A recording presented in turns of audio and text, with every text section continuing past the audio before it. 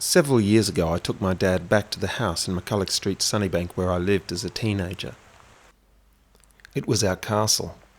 When it was sold, the family dispersed, as if the anchor chain that held us in place had snapped in a fierce wind, and a part of who we were was left behind. It stood here, a 2-acre spread where now stands a luxury housing estate. Buried beneath these mansions lies a family's fondest and worst memories. The first grandkids came into this house. A brother died and was brought back to life there. Another brother went to jail and came home, and we were never the same. This is how it had become. Vandalised. A squat for junkies.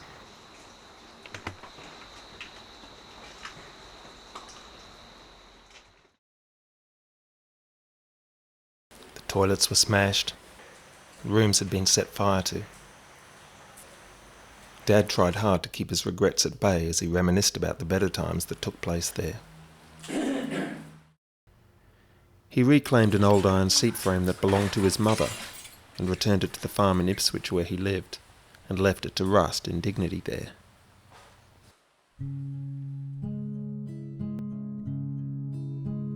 When the places you love are lost forever, a part of you disappears with them.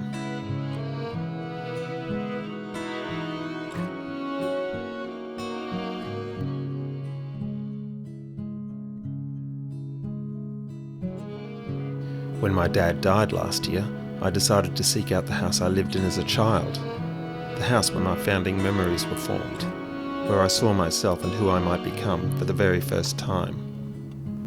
I didn't know what it was yet, but I was looking for something that was lost to me a long time ago.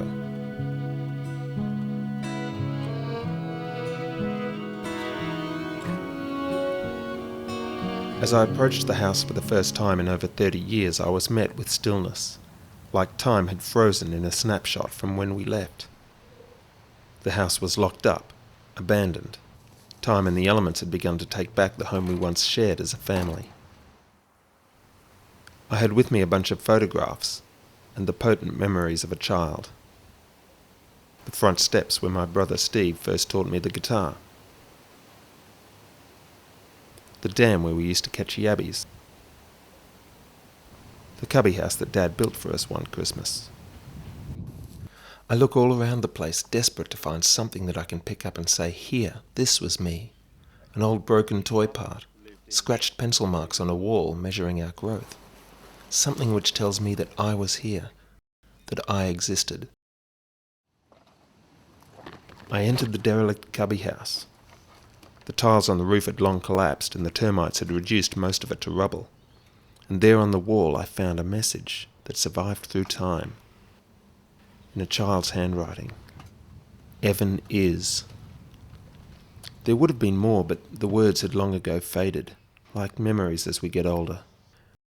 I came looking for something solid, something tangible from my childhood that would define me, that would give me back something of my childhood, something that was lost to me.